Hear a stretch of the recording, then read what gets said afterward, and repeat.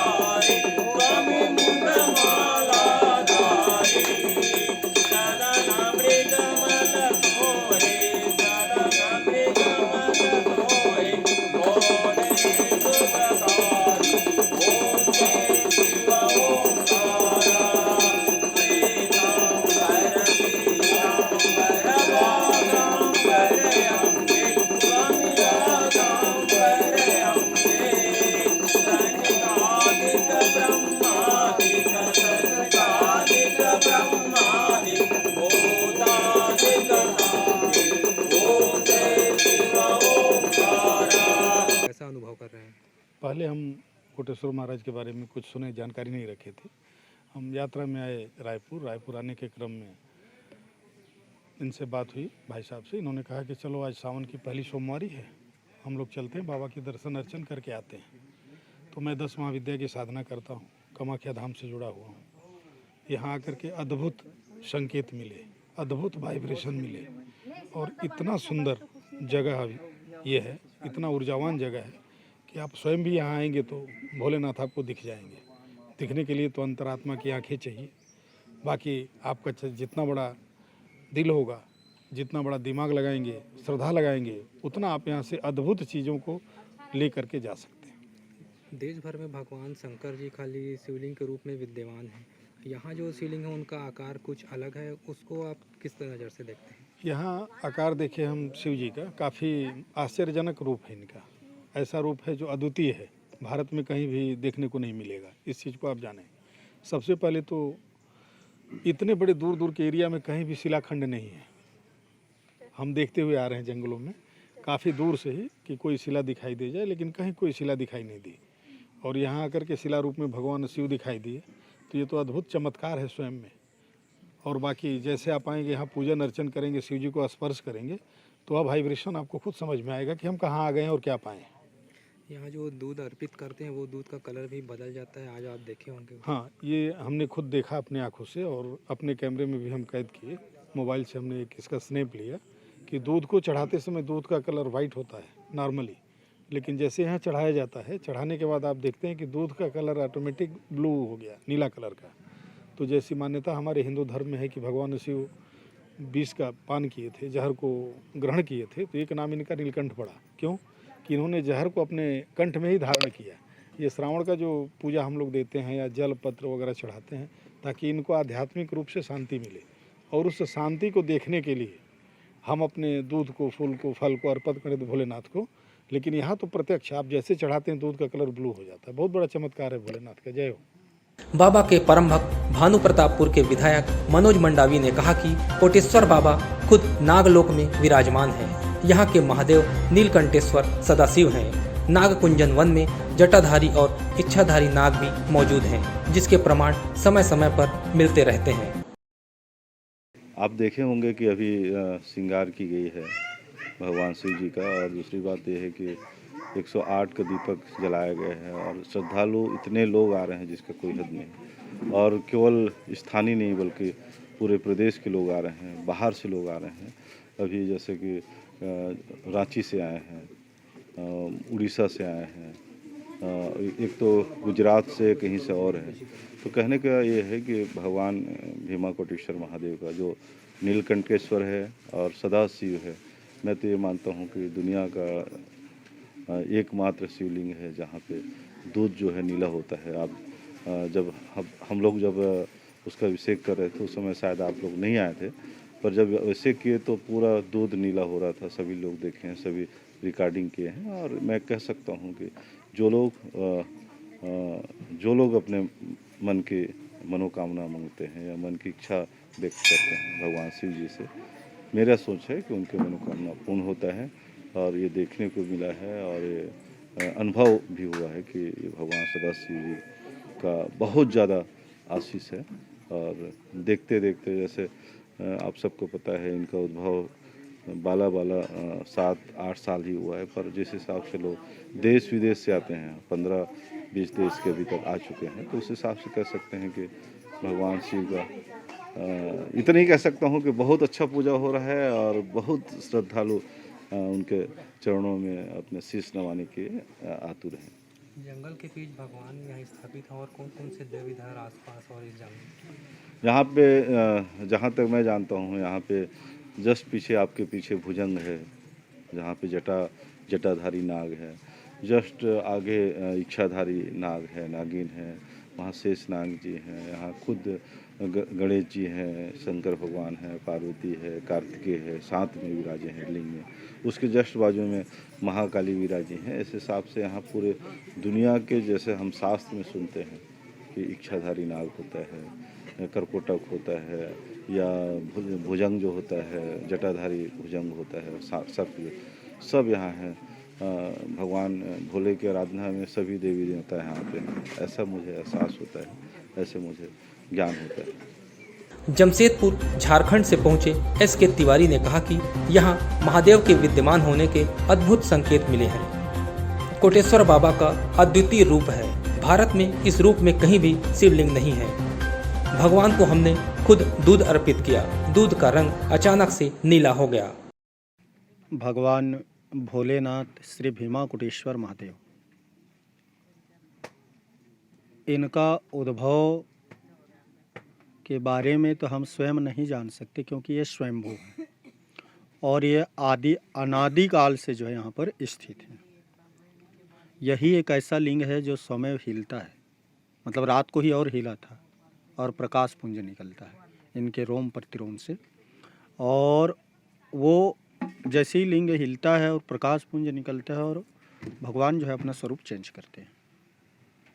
उसके बाद दूसरी बात यह है कि जैसे अगर आप श्रद्धा के साथ गाय के दूध को लाके अभिषेक करो, अगर स्वीकार करने का होता है तो ये तुरंत नीला हो जाता है, और स्वीकार करने का हुआ तो जितने भी पदार्थ आप भगवान को अर्पण करते जाएंगे वह उनको स्वीकार होता जाएगा और नीला होता जाएगा।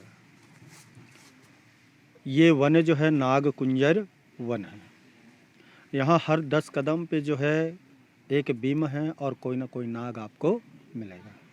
ऊपर भगवान भोलेनाथ के ऊपर जो है इच्छाधारी नाग नागिन का निवास स्थल है, जो इस वन में जो है हमेशा विचरण करते रहते हैं और अभी तक 80% भक्तजनों को, लोगों को दर्शन दिए हैं। और यहाँ आज तक के जो भी भक्त आया वो कभी खाली हाथ नहीं गया, चाहे वो कोई भी क्षेत्र से आया हो, चाहे कोई भी उसकी आर्तवाणी हो, कोई मांग हो, कोई पुकार हो, कोई मन्नत हो, कोई मनोकामना हो, वो समस्त कामना जो है पूर्ण हुए हैं। अभी तक के कोई खाली हाथ नहीं गया। इनकी उत्पत्ति के संबंध पे कहा जाता है कि जिस समय समुद्र मंथन हुई उस समय कालकूट विष निकला, तो त्रिलोक के कल्याण के निमित्त भगवान शिव ने उस कालकूट विष को धारण कर कंठ में रोक लिया, इसलिए वो नीलकंठ कहलाए। और उस विष की ज्वलंत से जो है वो व्याकुल हो गए भगवान, और शांति की तलाश में वो समुद्र से इसी मार्ग से जो है जा रहे थे। तो यह नाग कुंजर वन है और इसके 10 किलोमीटर पूर्व की ओर जो है पुलत्स्य ऋषि की आश्रम है। यह वन उन्हीं के अधीनस्थ पर जो है स्थित है।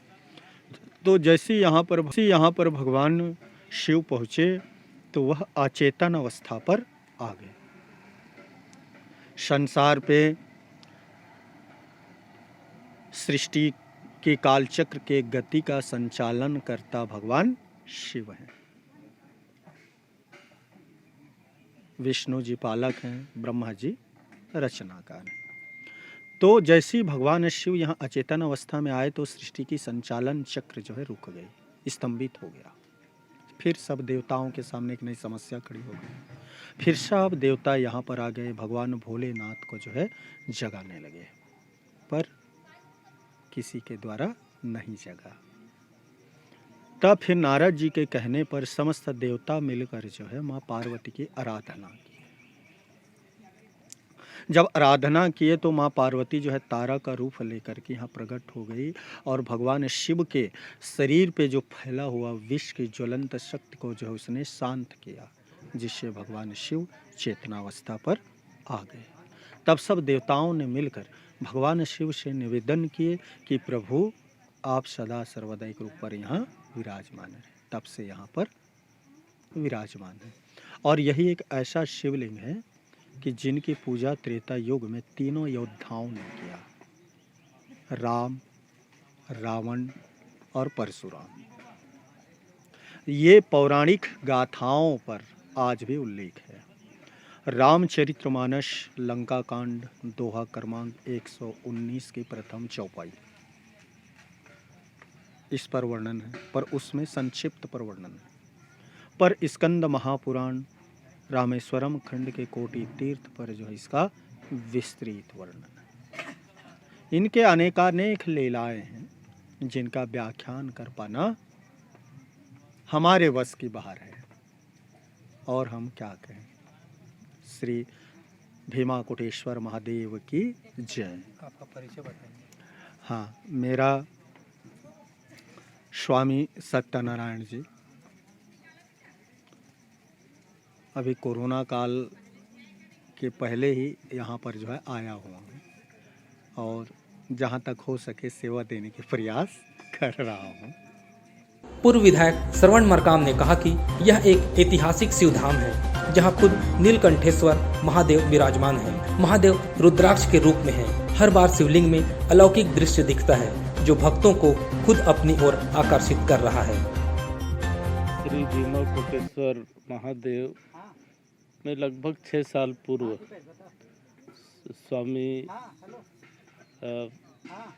गुरुदेव के सानिध्य में हम सबको यहाँ भगवान भीमा कोटेश्वर महादेव का प्रादुर्भाव हुआ है, ऐसी जानकारी मिला तो हम लोग भी यहाँ तक आए। आने के बाद देखे कि यहाँ विशाल शिवलिंग है और वो भी रुद्राक्ष के रूप में है। हर जगह शिवलिंग क्या है पूरा एकदम समतल और चिकना रहता है, लेकिन यहाँ रुद्राक्ष का रूप में पूरा शरीर में और कई प्रकार के उसमें कभी कुछ अलौकिक दृश्य भी दिखता है। कभी नाग के रूप में दिखेगा, कभी और ओम दिखेगा, कभी गणेश जी के रूप दिखेगा, कई प्रकार के है चमत्कार। और जब भी पूजा करते हैं श्रद्धा से तो गाय का दूध से अभिषेक करते हैं। अभी भी आज भी हमने किया, तो जैसे दूध को चढ़ाया तो पूरा नीला हो गया और उसके बाद में पानी भी उसमें डाले तो वो भी नीला रूप में बह रहा था पूरा। पूजा अर्चना हम सब लोगों ने किया और तब से लेकर आज तक के यहाँ कई लाखों श्रद्धालु दर्शन के लिए आते हैं और हर व्यक्ति अपनी कामना को रखते हैं। और हम सबको मालूम है कि यहाँ जो भी व्यक्ति अपनी कामना लेकर आता है सच्चे मन से, तो निश्चित भगवान उनकी हर मनोकामना को पूरा करते हैं। ये प्रामाणिकता है और लोग कई कई बार आते हैं। एक बार कोई व्यक्ति आता है, दर्शन कर लेता है और वो अपनी कामना रख के प्रार्थना करके वो चला जाता है और वो दोबारा आके बताता है कि मेरा कई सालों से समस्या से जूझ रहा था, वो कहीं निदान नहीं हुआ। मैं आया एक बार और भगवान के सामने समस्या को रख दिया, मेरा 2 दिन 3 दिन में समाधान हो गया करके फिर से आते। तो ऐसी सिलसिला चल रहा है। श्रावण के महीने में यहाँ प्रथम सावन से लेकर के अंतिम सावन तक, रक्षाबंधन के दिन तक यहाँ समिति के द्वारा भंडारा का कार्यक्रम भी। एकता न्यूज़ में आज बस इतना ही। अगले बुलेटिन में फिर मिलेंगे, तब तक के लिए नमस्कार।